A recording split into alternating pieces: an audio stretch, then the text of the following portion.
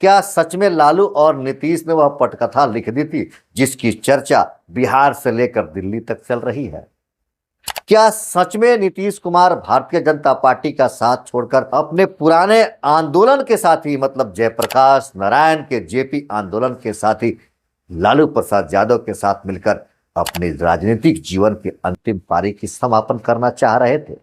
अब भारतीय जनता पार्टी नीतीश कुमार को रोकने के लिए, लालू प्रसाद यादव को रोकने के लिए अपना अंतिम ब्रह्मास्त्र शुरू कर दिया है।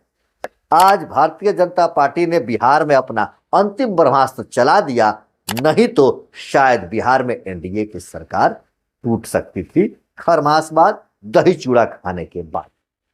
नमस्कार, मैं हूं रिपु मिश्रा। आपने देखना शुरू कर दिया रिपु मिश्रा ऑफिशियल। क्या सच में लालू और नीतीश ने वह पटकथा लिख दी थी जिसकी चर्चा बिहार से लेकर दिल्ली तक चल रही है? क्या सच में नीतीश कुमार भारतीय जनता पार्टी का साथ छोड़कर अपने पुराने आंदोलन के साथी मतलब जयप्रकाश नारायण के जेपी आंदोलन के साथी लालू प्रसाद यादव के साथ मिलकर अपने राजनीतिक जीवन के अंतिम पारी की समापन करना चाह रहे थे?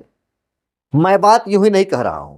दरअसल लालू प्रसाद यादव ने एक बार मीडिया बंधुओं के सामने खुले तौर पर कहा था कि नीतीश कुमार के लिए हमारा दरवाजा खुला है, वो मुख्यमंत्री हैं, उनको भी दरवाजा खोल कर रखना चाहिए। आते हैं तो आए, साथ मिलकर काम करेंगे। इसकी खबर पूरे हिंदुस्तान में चली। बिहार की सियासत तो गर्म हो ही गई और कई दिनों तक चर्चा चलने लगा कि खरमास बाद नीतीश कुमार और आरजेडी एक साथ चले जाएंगे। कुछ मीडिया बंधुओं के द्वारा यह भी बताया गया कि नीतीश कुमार कांग्रेस के साथ चले जाएंगे और कांग्रेस के साथ मिलकर सरकार बनाएंगे। लेकिन भारतीय जनता पार्टी की बेचैनी उसी समय से बढ़ गई कि जब लालू प्रसाद यादव जैसे नेता ने कहा कि हमारा तो दरवाजा खुला है, नीतीश कुमार को भी अब खोल लेना चाहिए। और भारतीय जनता पार्टी उसी समय से जदयू और आरजेडी दोनों पर कड़ी निगाह रखनी शुरू कर दी। हालांकि भारतीय जनता पार्टी नीतीश कुमार के काट के तौर पर महाराष्ट्र में खेला करने का प्रयास किया, लेकिन वो खेला सफल नहीं हुआ। तो अब भारतीय जनता पार्टी नीतीश कुमार को रोकने के लिए, लालू प्रसाद यादव को रोकने के लिए अपना अंतिम ब्रह्मास्त्र शुरू कर दिया है। आज भारतीय जनता पार्टी ने बिहार में अपना अंतिम ब्रह्मास्त्र चला दिया, नहीं तो शायद बिहार में एनडीए की सरकार टूट सकती थी खरमास बाद, दही चूड़ा खाने के बाद। बात ऐसी है कि आरजेडी के एक बड़े नेता जो लालू प्रसाद यादव के बड़े खास कहे जाते हैं, नीतीश कुमार के भी खास कहे जाते हैं, जदयू में भी रहे हैं, आज आरजेडी के साथ हैं, लालू प्रसाद यादव के बड़े करीबी हैं। कहा तो यह भी जाता है कि तेजस्वी यादव के भी वो बड़े करीबी हैं। लालू प्रसाद यादव क्या सोचते हैं, क्या करेंगे, इसकी खबर उनको रहती है। तेजस्वी यादव क्या सोचते हैं, क्या कहेंगे, इसकी भी खबर उनको रहती है। मैं बात कर रहा हूं आलोक मेहता की। आज ईडी का छापा पड़ा आलोक मेहता के कई ठिकानों पर, सिर्फ घर पर नहीं, लगभग 19 ठिकानों पर छापा पड़ा है। और कहा यह जा रहा है कि कोई कोऑपरेटिव बैंक का मामला है, जिसके कारण ईडी का छापा आलोक मेहता के ठिकानों पर पड़ रहा है। लेकिन राजनीति के जानकारों का कहना है कि यह छापा किसी कोऑपरेटिव का नहीं है, बल्कि नीतीश और लालू दोनों को लगाम लगाने के लिए भारतीय जनता पार्टी का ब्रह्मास्त्र है। यह छापा आलोक मेहता पर ही क्यों पड़ा? क्योंकि ये ऐसे नेता है जो बड़े पुराने नेता हैं और लालू और नीतीश दोनों के करीबी हैं। एक ऐसे व्यक्ति पर नकेल कसा जाए जिससे कि दोनों की गतिविधियों पर ब्रेक लग जाए, तो भारतीय जनता पार्टी एक छापे के माध्यम से इन दोनों नेताओं पर लगाम लगाने का प्रयास कर रही है। अभी तो आलोक मेहता के ठिकानों पर छापा पड़ा है, लेकिन देखना बड़ा दिलचस्प होगा कि अगली बारी गोपाल मंडल की कब आती है। मैं बात यूं नहीं कह रहा हूं। दरअसल भारतीय जनता पार्टी अपना जो भी काम करती है बड़े सधे हुए तरीके से करती है और सबसे बड़ा काम उसका कूटनीति का होता है।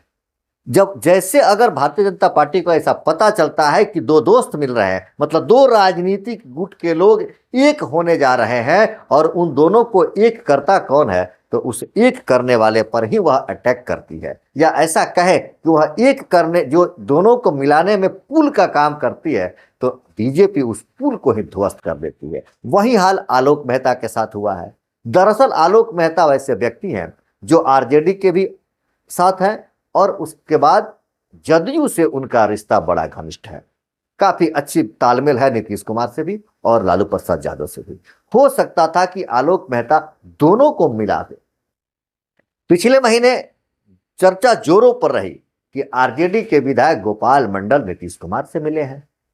तो अब संदेह गोपाल मंडल पर भी है कि क्या जिस तरह से आलोक मेहता को रोकने का प्रयास किया गया है, अब गोपाल मंडल को भी रोकने का प्रयास किया जाएगा।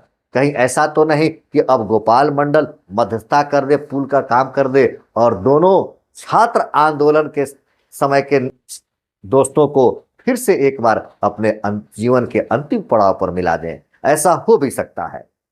राजनीति में कुछ भी संभव है। हो सकता है कि पुरानी कॉलेज समय की दोस्ती आज याद आ जाए और ये दोनों नेता लालू प्रसाद यादव भी अपने जीवन के अंतिम पड़ाव पर चल रहे हैं, नीतीश कुमार भी अपनी राजनीति के अंतिम पड़ाव पर चल रहे हैं। तो कहीं ऐसा ना हो कि पुराने साथी फिर एक होने की कोशिश करते रहे। हालांकि बीजेपी का प्रयास रहेगा कि कभी भी इन दोनों को एक नहीं होने दिया जाए। इधर बड़ी जोरों पर चर्चा चली कि जदयू के कुछ ऐसे सांसद हैं जो भारतीय जनता पार्टी के साथ हैं और जब से ऐसी खबर उड़ी तो नीतीश कुमार ने भी अपना कदम उठाना शुरू कर दिया और बड़े फूक फूक पर वो चल रहे हैं ताकि किसी तरह से जदयू को बचाए रखा जाए और जदयू का अस्तित्व भी बचा रहे, केंद्र की सरकार भी बची रहे और बिहार में हमारी राजनीति भी बची रहे। वैसे तो कहा जाता है कि नीतीश कुमार बिहार के राजनीति के चाणक्य हैं, माहिर खिलाड़ी हैं। कब क्या करना है, कैसे करना है, कब कहाँ रहना है, नीतीश कुमार ही जानते हैं और उसके पहले हम और आप सिर्फ संभावना व्यक्त कर सकते हैं। उस बात पर गारंटी कोई नहीं दे सकता है।